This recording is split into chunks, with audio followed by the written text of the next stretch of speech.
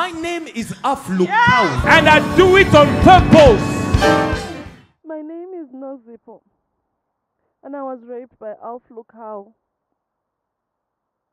My friends came home to my place one day and invited me to go for a service at his church. I come from Belleville.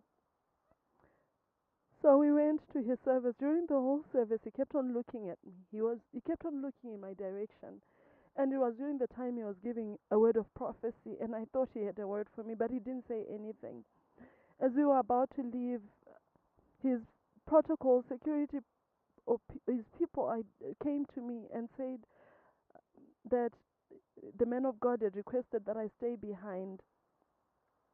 So as I remained behind, they then took me and said, let's go to his office. He wants to meet you in his office. He has a word for you. So I obliged, because I thought genuinely the man of God has something to say. When I got to his office and I got inside, they locked the door from outside the room. The security guys locked the door from outside. Initially I panicked, because I immediately panicked, because I didn't understand why they were locking the door. When they then started to touch me, I got even more scared, and I started to cry, and I asked him not to touch me.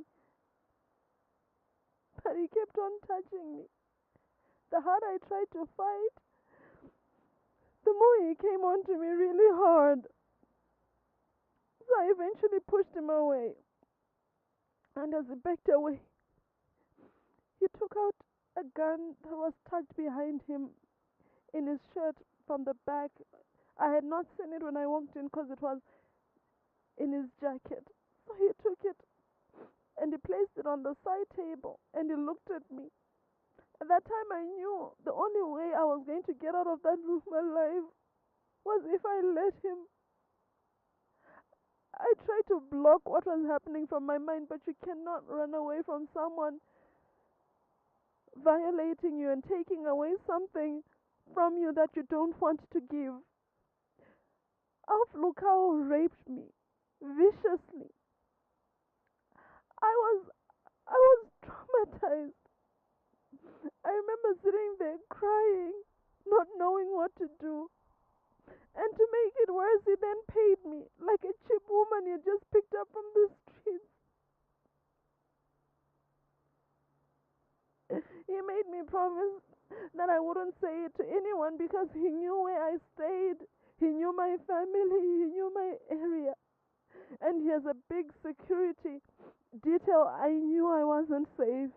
If he has a gun, how many more do his people have?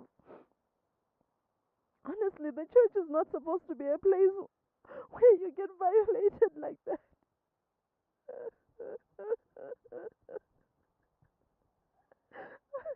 I had vowed never to want to remember what had happened ever again.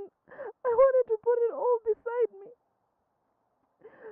But watching the rape case of Pastor Omoto going on, the courage that she had as she was testifying against him, made me want to stand up for myself too.